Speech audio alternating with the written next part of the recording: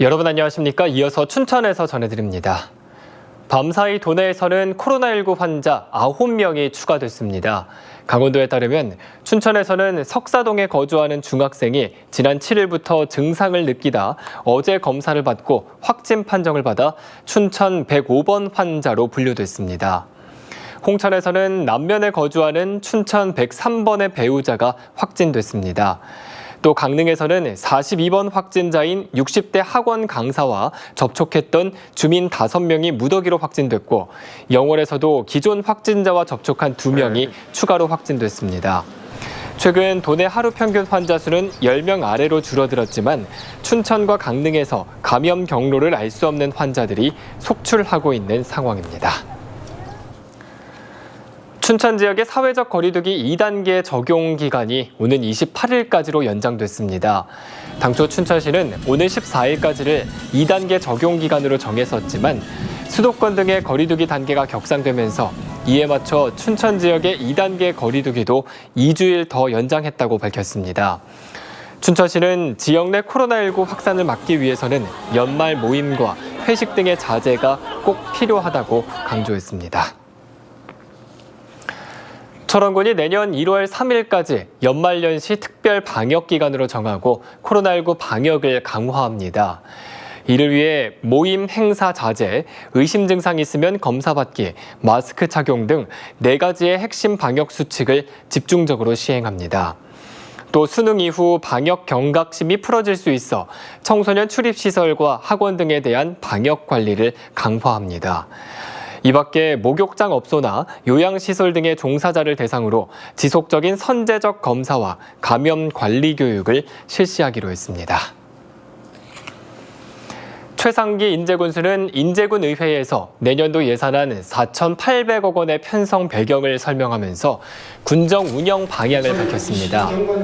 최상기 군수는 내년도 예산안 규모는 500억 원이 증액된 4,822억 원이라며 지역개발 인프라 확충의 32.6%, 보건복지 분야의 17.8%, 상하수도와 관광, 체육 분야의 30%를 배정했다고 밝혔습니다. 이어 내년도 예산안은 경제 위기 극복과 신성장 동력 분야 육성, 수혜 복구 등에 중점을 두고 편성했다고 덧붙였습니다.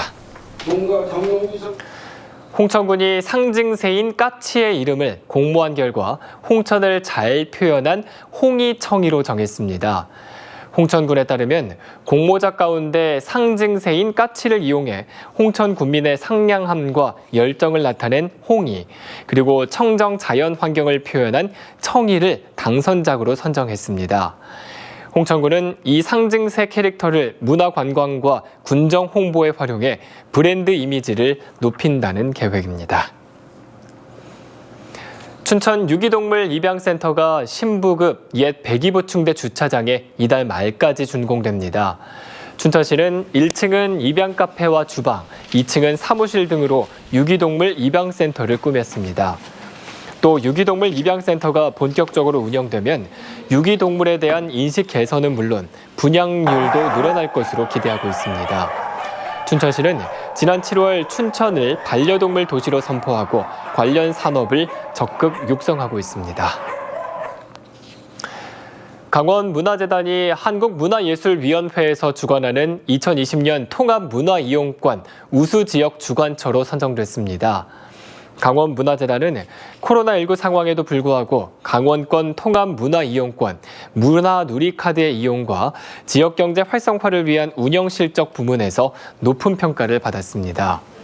그동안 강원문화재단은 따르릉 배송 서비스와 잔액 소진 이벤트, 카카오톡 채널 문화누리인 강원 등 문화누리카드 정보를 전달하고 이용을 독려했습니다.